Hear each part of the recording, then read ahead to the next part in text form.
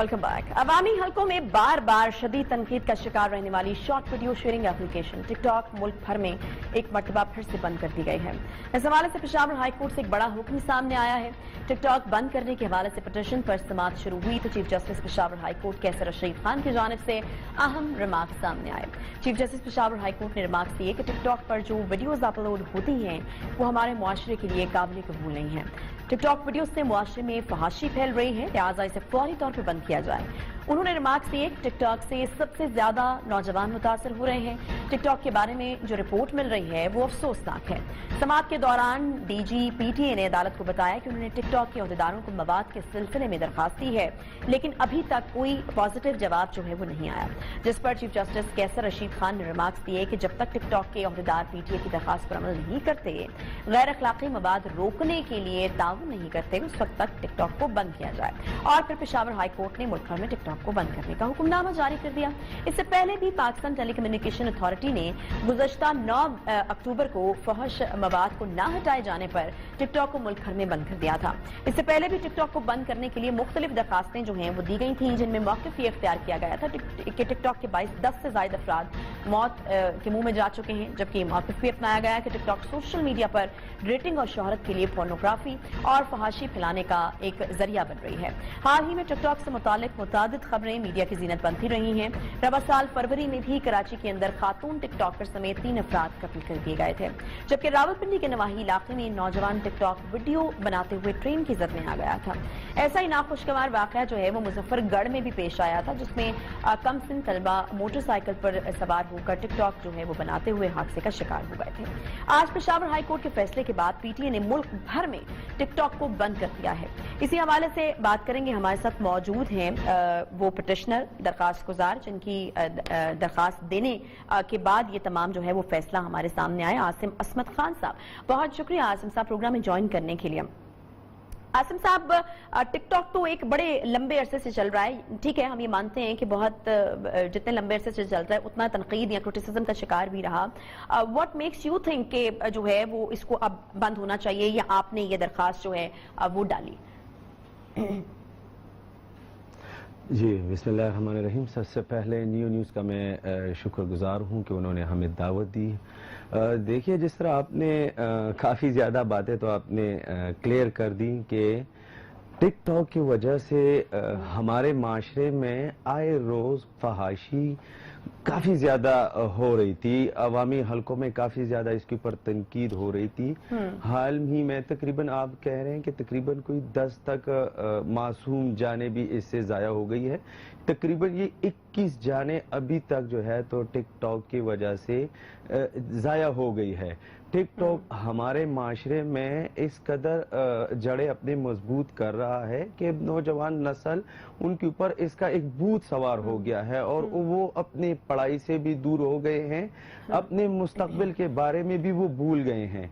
उन्होंने बस सिर्फ टिकटॉक को ही अपनी दुनिया बना दिया है, जैसे कि ऐसा कुछ नहीं है। टिकटॉक के अलावा भी हमारे पास बहुत से वो है कि उसके ऊपर इंसान अपने आप को एंटरटेन रख सके, लेकिन टिकटॉक ने जिस तरह हमारे माशरे में तबाही की है, चाहे वो हमारे माशरे में फहाशी को फरोग दिया हो या चाहे उसकी वजह से हमारे नौजवान नस्ल को गुमराह किया हो या हमारे मजहबी जो हमारे जज्बात है उनको मजरूह किया हो। बेसिकली तो देखिए ये ऐप जो है वो इंटरटेनमेंट के मकसद के तहत जो है वो बनाया गया था। बजाते खुद कोई चीज़ शायद बुरी नहीं होती, उसका इस्तेमाल जो है वो उसको बेहतर भी बनाता है और गलत भी बनाता है। अनफॉर्चुनेटली टिकटॉक के ऊपर कुछ ऐसा मवाद जो है वो अपलोड किया जाने लगा कि अखलाकियात से मुनाफी था या बरक्स था। तो कोई दरमियानी रास्ता क्या निकल सकता है आपके ख्याल में कि इस तरह के मवाद को जो है वो कंट्रोल किया जाए या इस तरह का कोई तरीकाकार अपनाया जाए कि इसको जो है वो बेहतर तरीके से या बेहतर मकसद के साथ जो है वो इस्तेमाल किया जाए, मुआशरे में इस्लाह के पहलू को सामने रखते हुए इस्तेमाल किया जा सकता? आपको लगता है कि हो सकता है इस तरह का कंट्रोल हो सकता है इसके ऊपर? जी, देखिए, तकरीबन 2 साल से हम सड़कों पर इसके खिलाफ है कि टिकटॉक के ऊपर जो फहश किस्म का मवाद है जिससे हमारे नौजवान नस्ल में फहाशियाँ फैल रही है خدا کے لیے اس کو ریموو کیا جائے, اس کو ختم کیا جائے ٹک ٹاک سے. ہم یہ نہیں چاہتے کہ مطلب کہ ٹک ٹاک کے اوپر اس طرح پابندی لگے, ہم چاہتے ہیں کہ جو ٹک ٹاک میں موجود فحش قسم کا مواد ہے وہ ہٹ جائے. لیکن پی ٹی اے کو بار بار ہماری طرف سے درخواستیں گئی, ان کو ہم نے کہا کہ آپ یہ ہم نہیں چاہتے کہ ہم عدالتوں کے چکروں میں پڑے, یا آپ جو ہے تو اس کے اوپر جو غیر اخلاقی مواد ہے اس کے روک تھام کے لیے آپ کوئی کام کرے. تو ان کی طرف سے ہمیں بار بار یہی ایک جواب ملتا ہے کہ ہم کر رہے ہیں, جیسے کہ اس کے اوپر دن بدن جو ہے تو غیر اخلاقی مواد جو ہے اس کے اوپر زیادہ ہو رہا ہے, کم نہیں. اگر پی ٹی اے کا یہ موقف ہے کہ ہم اس سے جو ہے تو یہ غیر اخلاقی مواد ہٹا دیں گے تو یہ صحیح ہے. عاصم عصمت خان صاحب بہت شکریہ, بالکل پوائنٹ آپ کا آ گیا کہ پہلے بارہا آپ لوگوں نے کوشش کی عدالت میں جانے سے پہلے کہ پی ٹی اے کے ساتھ ہی مسئلہ جو ہے وہ حل ہو جائے, لیکن اس طریقے سے نہیں ہو سکا. بہرحال پی ٹی اے نے اس کے اوپر پابندی لگا دی ہے جب تک کوئی مثبت جواب جو ہے وہ ٹک ٹاک کی طرف سے نہیں آتا ہے ان چیزوں کو ریموو کرنے کے لیے. اس کے ساتھ ہی پروگرام کا وقت یہاں پر ختم ہوتا ہے. انشاءاللہ آپ سے ہم کل ملاقات کریں گے. سینٹ کی اسپیشل ٹرانسمیشن نیوز کی آ رہی ہے, اس کے ساتھ فی الحال اجازت دیجیے. اللہ حافظ.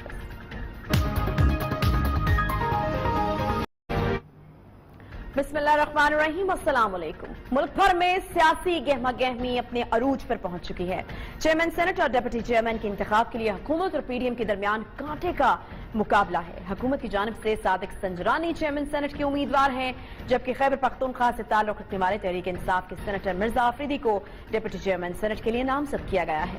مرزا آفریدی فاٹا سے سینیٹر منتخب ہوئے تھے اور تب انہیں مسلم لیگ نون کی حمایت حاصل تھی اور اگست 2018 کو پاکستان تحریک انصاف میں شامل ہو گئے تھے. دوسری جانب چیئرمین سینٹ کے لیے پیپلز پارٹی کے نو منتخب سینیٹر یوسف Raza Gilani P D M کے امیدوار ہیں, جبکہ جے یو آئی فے کے مولانا عبدالغفور حیدری ڈپٹی چیئرمین سینٹ کے امیدوار ہیں.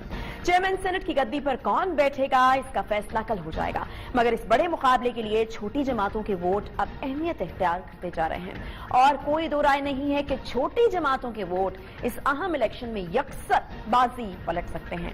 چیئرمین اور ڈپٹی چیئرمین سینٹ کے الیکشن کے لیے جوڑ توڑ جو ہے وہ اپنے عروج پر اس وقت پہنچا ہوا ہے.